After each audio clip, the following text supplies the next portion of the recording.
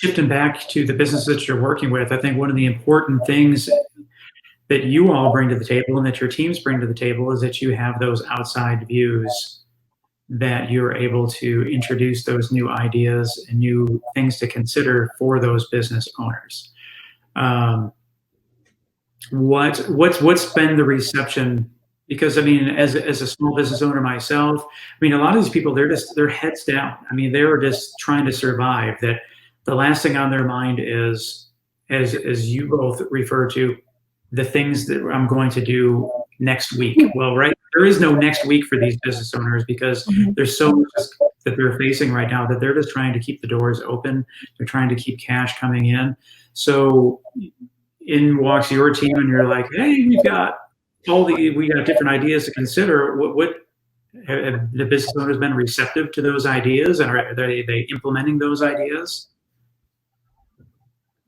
Or Yeah. is that yet to be? Yeah, so far, I know we're looking back and forth, like who's going to take this one, but usually Vicki and I do agree. So so far, business owners have been really excited and very receptive to work with students, and we've had little media stories coming out, and businesses have reached out to Vicki and I after the 10 hours of counseling has ended, and they've said how great it was and how they wanted to reapply and come in for more. So I think so far, I don't think we've had any negative feedback, which is probably jinxing myself to say, but yeah, there's really no downside.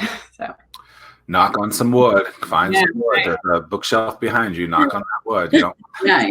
Well, something we're definitely worried about is, how do we maintain this relationship after the 10 hours, and how do we help facilitate and help make sure that the recommendations that are suggested are actually followed through with, or to some degree. And that's honestly, that is something that we are working on right now. We are trying to figure that out. How do we keep these people connected? How do we keep them coming back? Yeah. No. Yeah, and I think we've changed our marketing tactics from the beginning too, because I think like you said, Tim, trying to convince the business to take 10 hours away from their operations is impossible, right? And that's not what our 10 hours of counseling actually do. It's usually only about an hour, 2 hours with our business analyst. It can be more if the business wants it, but a lot of it is really just extra hands that the students do on their own time.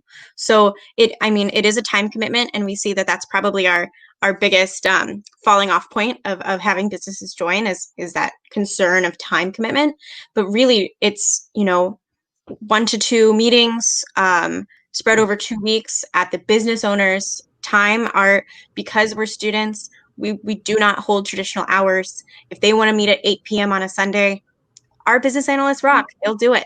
And so it's that thing where and they're going to be so angry that I said, no, I'm kidding. No, and that's Cara and I, we understand that business isn't 9 to 5 when you own a small business.